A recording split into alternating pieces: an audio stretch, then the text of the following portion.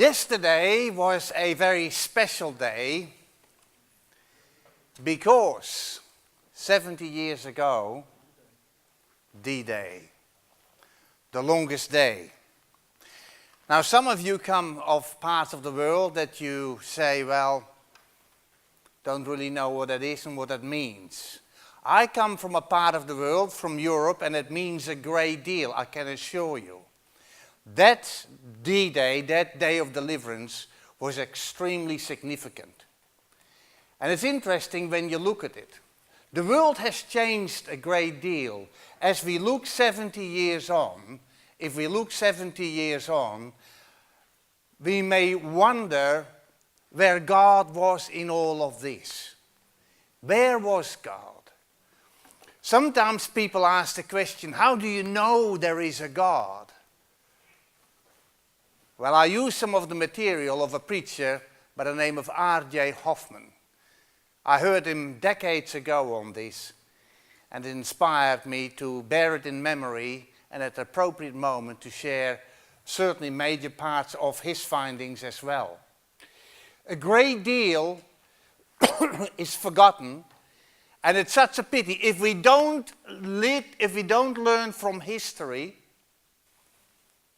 we will only end up making the same mistakes. Would that be correct? Yes, it is. So let's consider that. What happened? World War I, that was supposed to finish all wars, did lay the foundation for World War II. There is no question about it.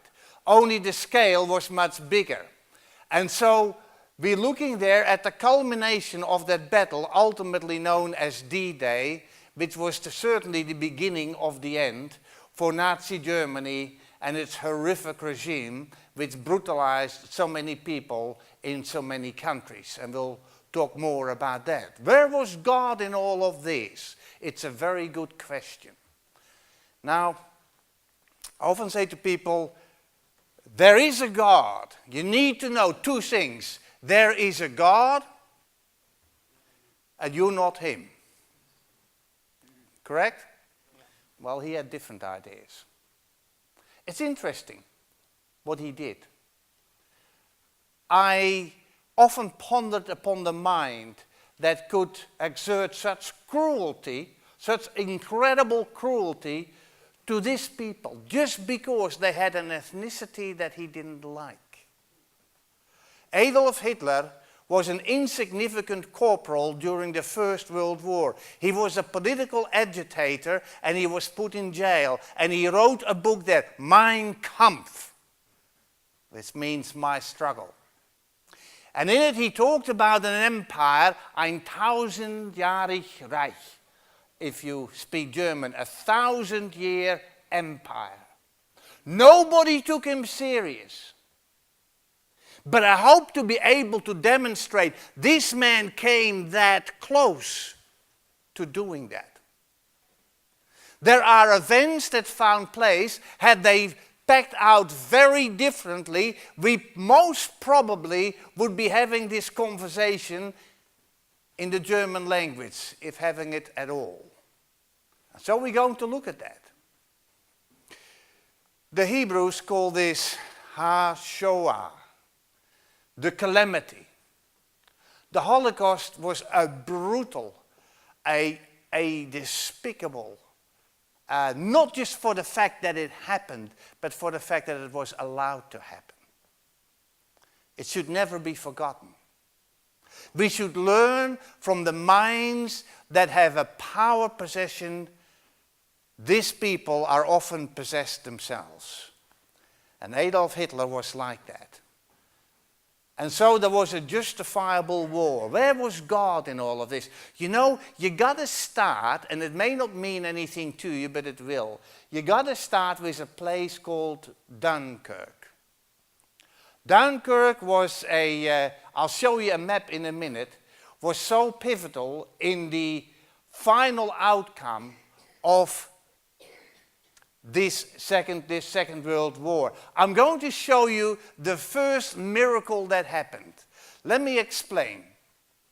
We have, at a conflict, Allied forces, mainly English, the residual of the French army and the Polish armies, a few 100,000 men, probably close to 400,000 men, are hurled on a beach called Dunkirk, at a place called Dunkirk.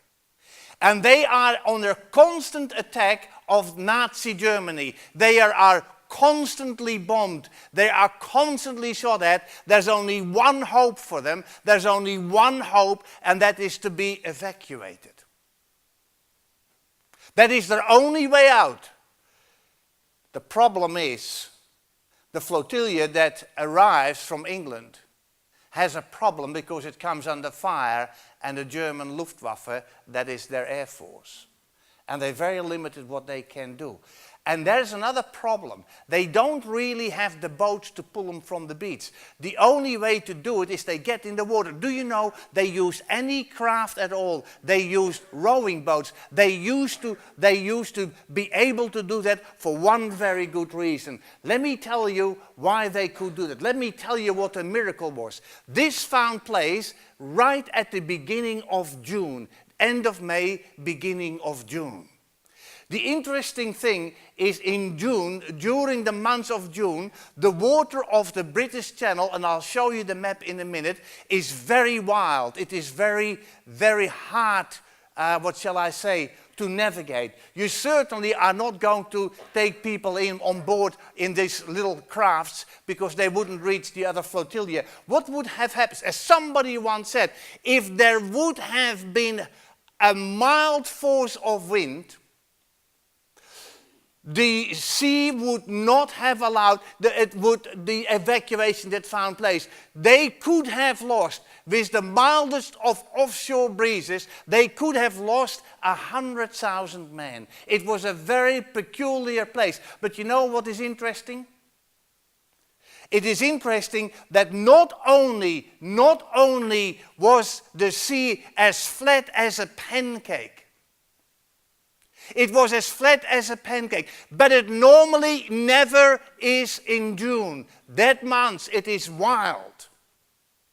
So how do I know that God is alive?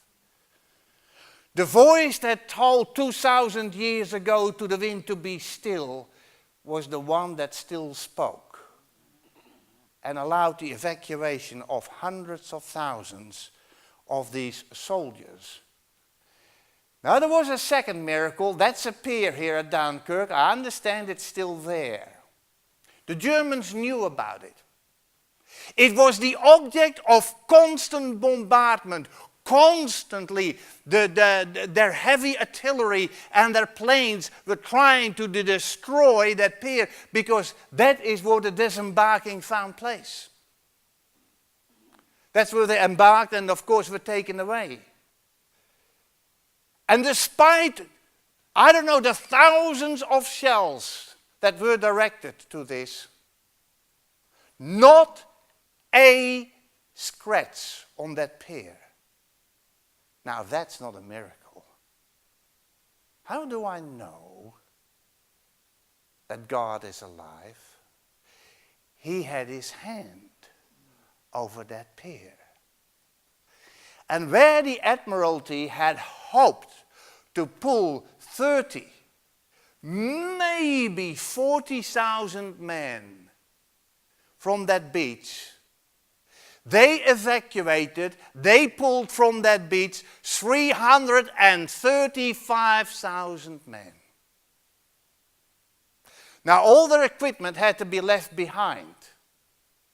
But this manpower was pivotal in the defense and the ultimate attack, of course, as it found place at D-Day. There are miracles. There are two right there.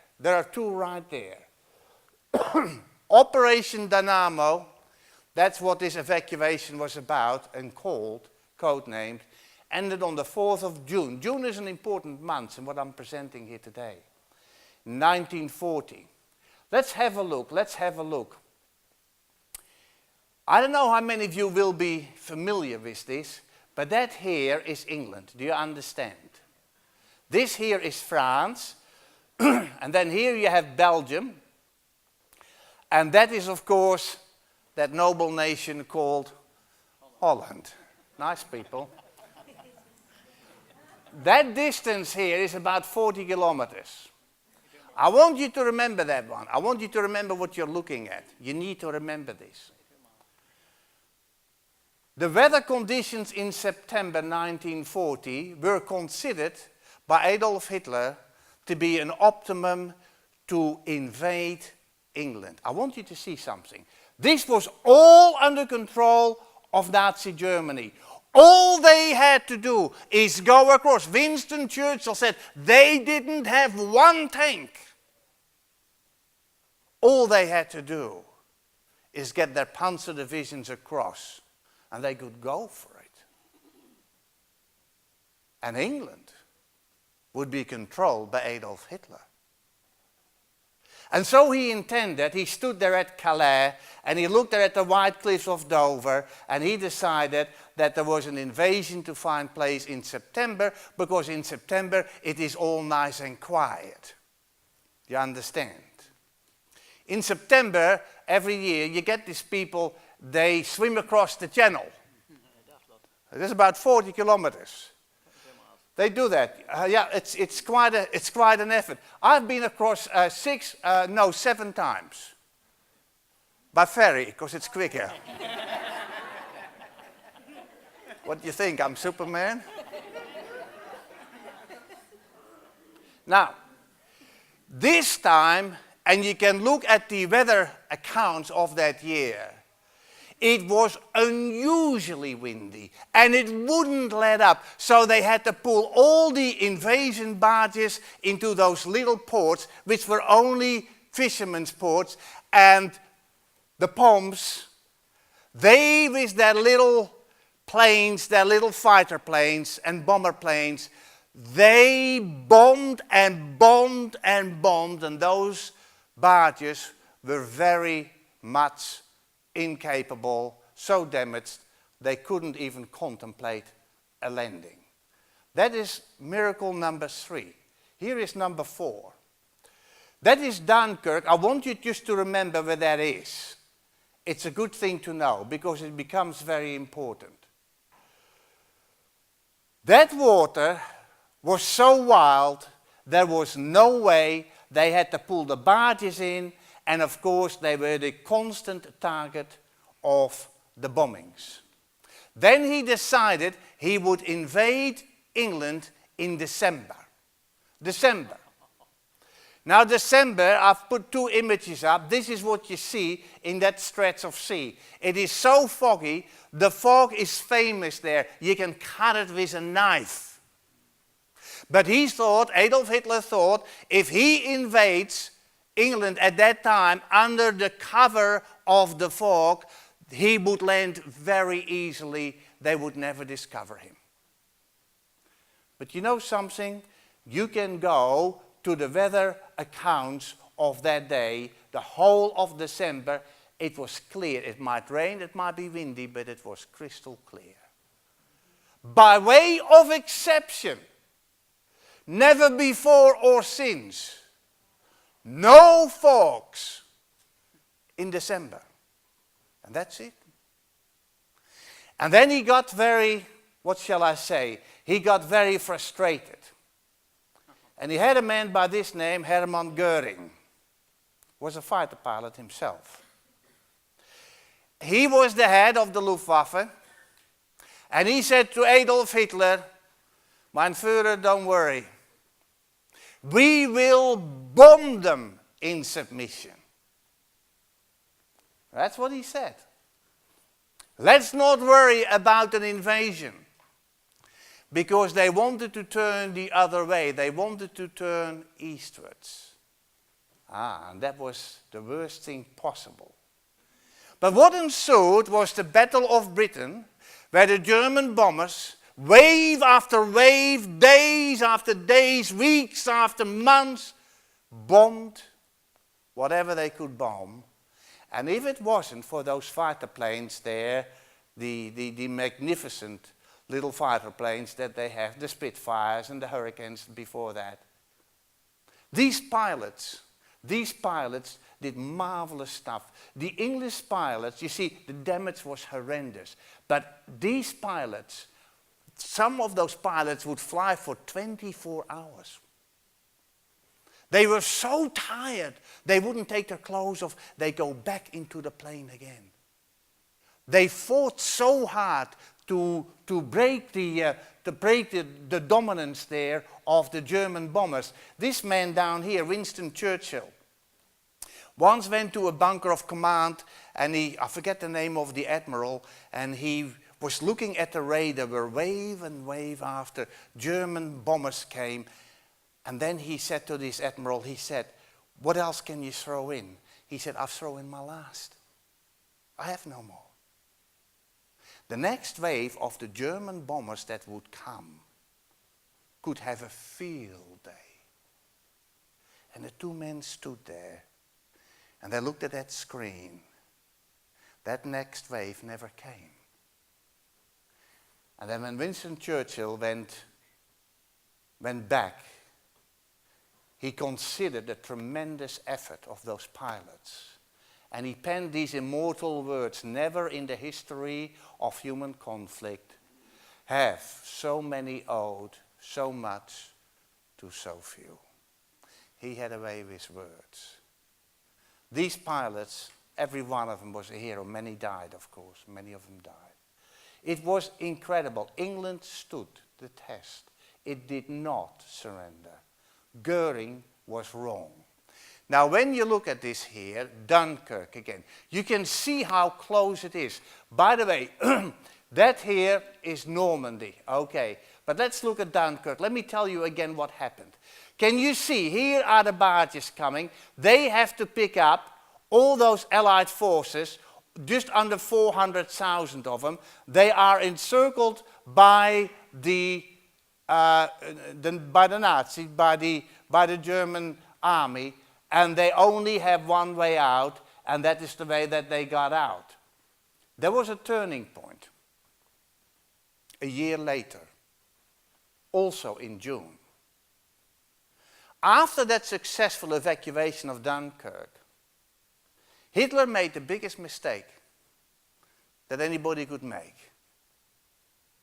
Napoleon Bonaparte, 129 years before, made exactly the same mistake. You attack Russia. It's not just the Russian soldiers you're dealing with. It's the weather. 1941, Operation Barbarossa. It was murderous what they did. You can still see the images on the internet.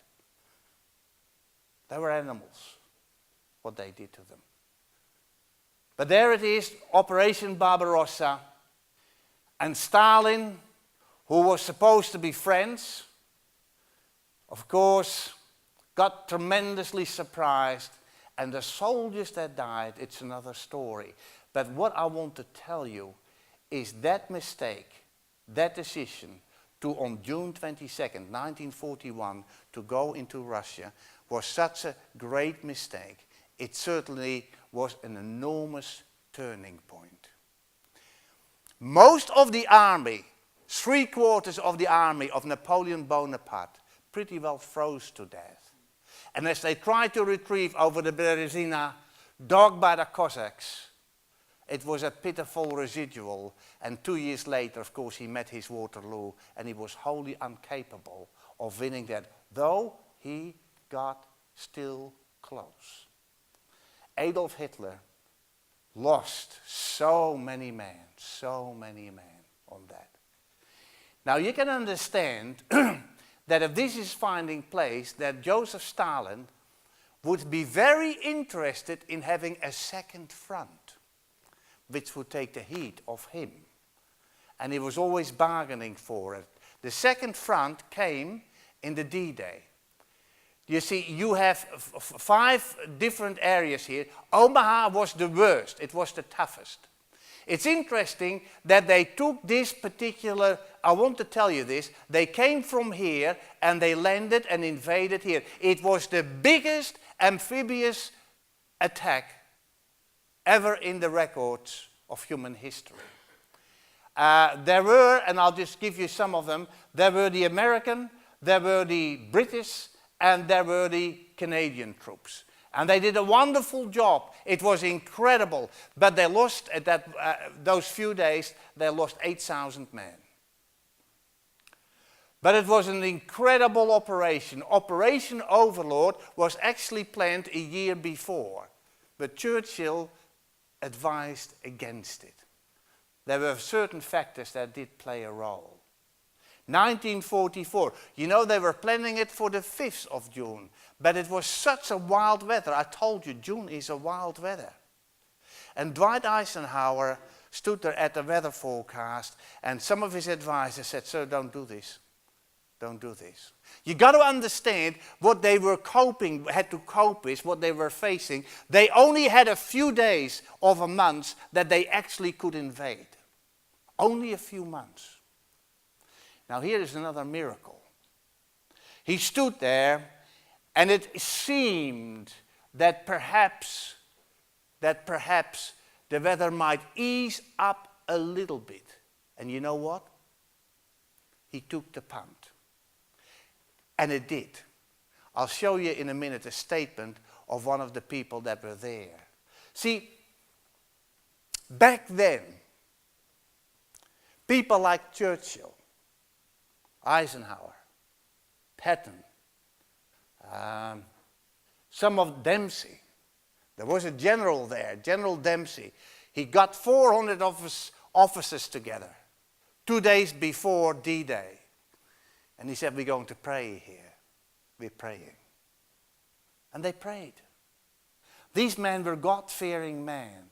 They were praying men. And they would not forget to give God the thanks when things went well. They felt they were justified. They felt this was a just war. And I dare say it was. I dare say it was. Have a look at that. How strong can you be? 4 guys lift up a tank. The only problem is it's inflatable. Don't worry about it. They had a lot of porridge. They had a lot of porridge. Do you know they made thousands of these? They put them everywhere. They put them there near the crossover of Calais, of Dover, because the Germans thought that is where the invasion would come from. There was an operation called Operation Bodyguard to throw off the Germans. They expected that the invasion forces, they knew they were coming, they expected them to take the shortest route. And so that was the best defended one, and that's exactly why High Command did not do that. It's interesting that there were panzer divisions backing them up in case they would land. There was a man by the name of George Patton, General George Patton.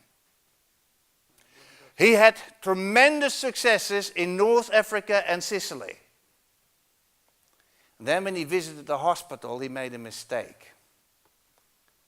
He slapped a soldier around the face and called him a coward for being there. That was unforgivable.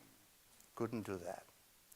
And he made a public apology, and the heat was turned on, and High Command pulled him out, and George Patton was used as a decoy, because as far as the Germans were concerned, if there is going to be an invasion force, it must be led by George Patton.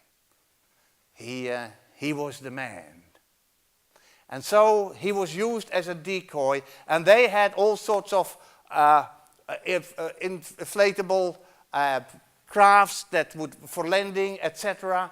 Even artillery, absolutely amazing what they did do. This is the real stuff. Operation Neptune.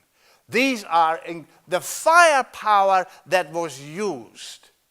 You have well over 3,000 naval vessels, and then destroyers and all kind of very much high artillery fitted crafts that absolutely pounded that coast. That very day on D-Day, they dropped some 17,000 people by parachutes and gliders. They even transported artillery and light vehicles. The size of the operation, 250,000 soldiers were involved in this. This was a massive operation. Do you know what? It could have easily gone wrong. Did you know that Dwight Eisenhower had two speeches. He prepared two speeches. One in case it worked, and the other one, it's a bit like a politician. They go for, it can happen. You either win or you lose. He had two speeches prepared. He wasn't sure either. Here is turning point number 2. Pearl Harbor was an enormous. The Japanese made the biggest mistake by waking up a sleeping giant. They should have never done that. America was not involved in the war until, of course, this happened, because there was an axis of an alliance of Japan with Nazi Germany and, of course, Italy. Italy only provided the spaghetti. Don't worry about the military. And the running shoes. Yeah. And the running shoes. The running shoes.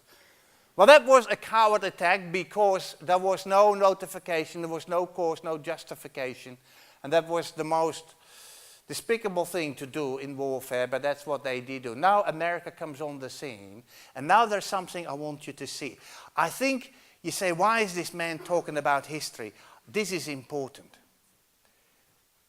They were working on the atomic bomb in Germany. Otto Hahn, Lisa Meitner, there's a whole range of these people. They were working on the hydrogen bomb.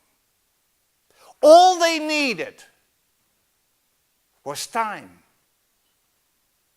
But they were well on their way. They had discovered fusion of the unstable atom of course, of uranium. They were well advanced. But because now America becomes involved, America supports its allies and it supplies England with massive resources, not just manpower, but with planes, with everything, bombs. You got to understand, Hitler made a mistake by not invading and taking possession of England, because England became an unsinkable aircraft carrier. Are you with me? To do that from the States, the Atlantic Ocean was all but too wide, but to do it from England, that was easy. And they bombed every facility that they thought had nuclear ambitions. And so the infrastructure, the railways, everything. And so it got delayed and delayed and delayed, as we know. Let me have a look at this. Vergeltungswaffe. That means a weapon of revenge. And that's why it's called the V1 and the V2. The V2 was much improved. That could, and they weren't far off, that could have easily carried a small nuclear head. Could have. At least a dirty bomb would have done it. It was amazing how close they got to this. They were working overtime. Things were going bad. Bad on the Eastern Front, bad on the Western Front, and now you have the invasion. That was their only hope. The only hope they had was to develop such a weapon that could carry a nuclear head. They could drop it on England and it would have to surrender, because they would do to England what America did to Japan, Nagasaki and Hiroshima. They could even, if they wanted to, land one anywhere in America. A long-distance bomber could do that, if they had one. And let me tell you, they were very close. They were very, very close. That was a diagram that they found. That was the one of many laboratory sites. And this is in Norway, where they got the heavy water which you need to obtain the fusion. It's interesting. They got very close. They got very close to develop nuclear power, the hydrogen bomb. But they ran out of time, and that was their problem. But can you imagine, in the hands of a madman, in the hands of a man like Adolf Hitler, what it would have done that 1,000-year empire would have been a reality. It would have. It would have. He would have had no qualms about using that and force everybody in submission. What a sight it was. What a sight it must have been. Talk to those who were there. With barely an hour and a half to go before 0 hour, that is, to get the invasion started, the wind suddenly dropped and the swell went down quicker than I have ever seen before. Where was God in all this? He was wisdom. He was wisdom. It secured a success. And lest we forget what those people did, lest we forget, but let's not forget that God was there as well. Important to remember. What would it have been to be part of that invasion force? Well, depends a bit which beach you landed. Saving Private Ryan by Spielberg is a very true reflection of what it was like on Omaha Beach. It was horrendous. It was incredible. I could give you the whole stories. I remember as kids, we used to see bunkers like that with the artillery in it. And we used to go there as kids because we used to find the scrap metal. And then we take it to the man that would buy the scrap metal. And whatever looked like metal, we would take it to him. Now, there were signs everywhere, don't go there, because of ammunition. Ammunition? What ammunition? We always got a good price, especially when it looked funny. And so we did that as kids. But I remember those walls 3 feet thick, about a meter, that it could ever be penetrated. How those guys, there's here some of those commanders, some of those rangers, how they took these sites. It is incredible. Very high casualty rates and an incredible courage. Incredible courage. That soldier, American soldier, just died. They didn't have time yet to collect the body, and a French couple put flowers on the body. I think that touched me when I saw that photograph. They knew somewhere in the United States there are parents grieving, and they put flowers at his. I used to go to these grave sites, and I seen so many of them. Rows and rows and rows of them. None of them much older than 20, 22, 23, 24. All cut down in the prime of their life. They came from far away to set us free. Sounds a bit like our Lord and Savior, doesn't it? I was taught to respect them. I was taught to be grateful. I was taught to realize that we must learn from this experience. Did we? Lest we forget, there they all are. They're all nice. Where is Abbott? Where is Tony Abbott? He was there too, but we haven't got him here. 70 years on. That is actually 2 years old. But when you look at the conflicts around the globe of various natures, why is it we haven't gotten any wiser in those 70 years? We just can't help, we just can't stop killing each other, isn't it? We live in a world that has to come to an end. And it will. Because it is incredible, the conflicts. I look at the Ukraine, let me pick on this one, because it's such a recent one. We just seem to have kids so they can visit the cemeteries. It's ridiculous. Will we ever learn? I don't think so. It seems to be ingrained in our human nature to take a certain satisfaction with conflict. And then it gets out of hand. And you wonder what will happen here. We haven't learned anything, have we? No, we haven't. No, we haven't. Now, the emperor's dream. He had a dream, and in that dream, and I'm not going to take all the details, but in that dream, there is the history of the whole of this world right up to today, and we are living in the toes. Many of you, most of you would have heard of this dream, be familiar. But the one thing that was stressed in this dream, having it applied to world history, is the division of the European nation. Now I know we have the European Union. We have the EU. And they think that is united. But of course it isn't. Tribal instincts run so strong in Europe. Former Yugoslavia will testify to that. And so the European Union is really nothing. It is really, really never going to be a united Europe. It is like a puzzle of which the pieces simply don't fit. This was predicted 2,500 years ago.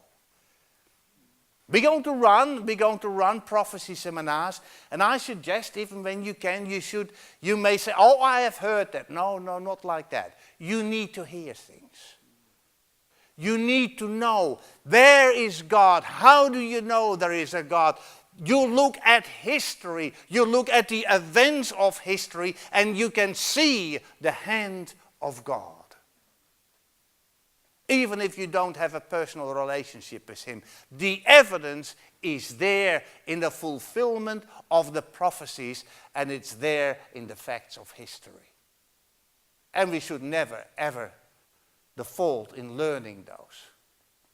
They will not adhere to one another, just as iron does not mix with clay. You know, Kaiser Wilhelm had this dream of a Europe under Germany, of course. This is prior to Adolf Hitler. When he was deposed, he spent his last year in Holland. I've seen the house, it's a long time ago. And there was a room upstairs where this was a bedroom, and that's where he died. The next morning, the housekeeper, the landlady, she found him. And there was a Bible on the chair next to him. And guess at what portion it was opened? Daniel 2. Reportedly, Daniel chapter 2:43 was underlined, and they shall not cleave one to another. Did you know that Adolf Hitler knew about that? He knew about that. He had a housekeeper, and she said, Hitler, it's not going to work. The Bible says, and he listened to her, and he stamped his foot, and he said, well, God will just have to stay out of my war. Well, God didn't. He didn't. God was right there. Absolutely. Absolutely. And so, it is a code that haunted Hitler. It did. And in conclusion then, God is in control, isn't he? God is in control. First thing you need to know, God is in control. He may let things happen, but he is in control. That is in world events, that is in your personal life. God is in control. If whatever you walk away with this afternoon, God is in control. I'm not afraid of tomorrow because I know God is already there. That's wonderful, you know. We worship a God who doesn't push you into the future. He says, come with me. That's a big difference. He has been there. Nothing that will happen in your life that you think that God wouldn't understand. Oh, he does. After all, he became man, and here is the final thought. He's coming back soon. He's coming back. And that's the wonderful truth. He is coming back. And I long for that day. The end of killing, maiming, hatred, despair, pain, agony. I would love to live in a perfect world. And he'll see to it. And the only way you're going to get there is if you make that decision now, today, that you surrender to this God. He exists. He is who he says he is. He died for you.